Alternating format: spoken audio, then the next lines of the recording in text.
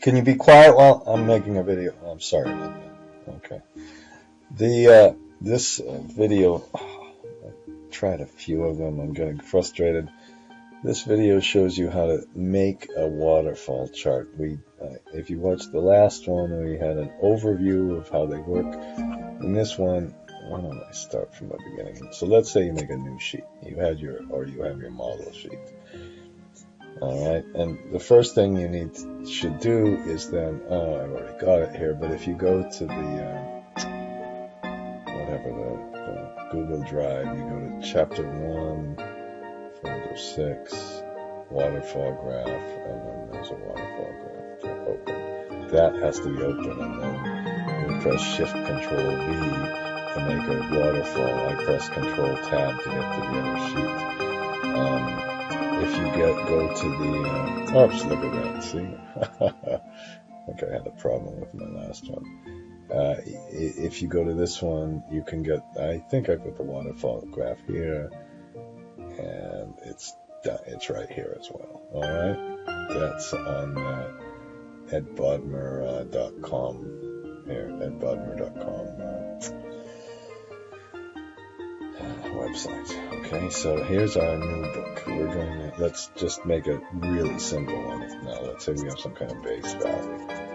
Now, the first issue is that you absolutely have to put it in immediately in the adjacent cell. And let's say it's 2000. Let's Shift Control 1.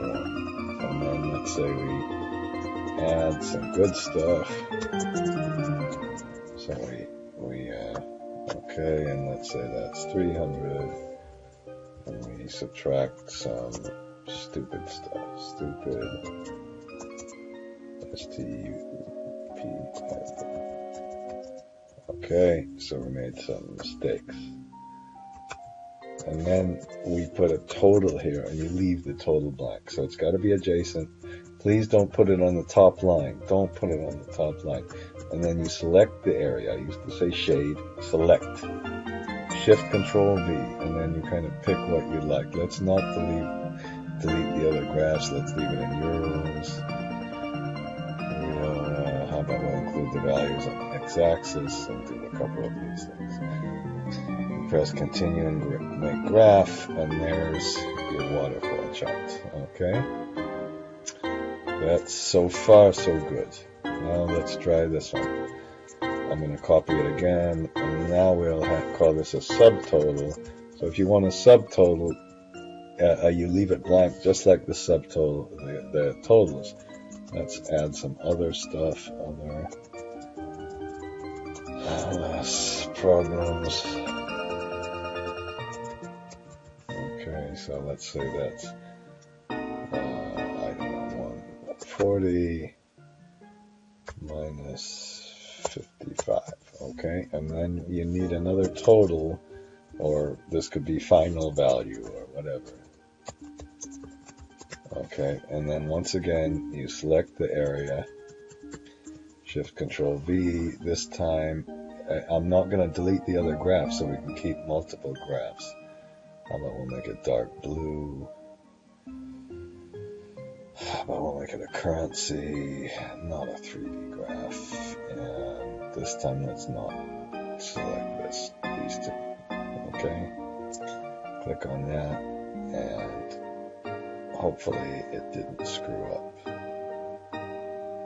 Okay, there we go. So now we have dark blue, and we have the subtotal. I hope you see. Now these things are a little bit apart. I'm going to have another video, but why don't we do this one? So if you wanted to make yet another one, but make those a little bit closer, I think you put this up. I don't know how many to put this up. You can kind of experiment with these things, and it'll put the stuff closer together. Okay, I think you can see that they're a little bit closer. And let's say we start with 1000, and then we can just, this might screw up that graph. Oops. Oh, shit. Okay, it's not allowing back. Oh, Okay, so you see, I might have to. I haven't figured out how to make these things automatic when you change the values. To make it change yet. Okay, so that's how you make the waterfall chart. Everything's in a new chart. You keep it.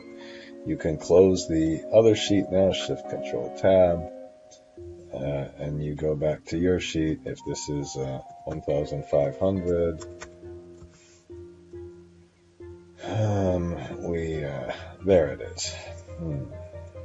If you don't like it, you'd go back, and I guess the sheet had to be open and make it. Oh, one more thing. Advertising. Why don't you, if you are interested in a course to go over this stuff, maybe make macros and all this, finance, energy, institute.com. Okay, go over there, and the courses are really cheap and economic, and they're pretty good. Okay, that's enough for that video. If I can figure out how to turn it off.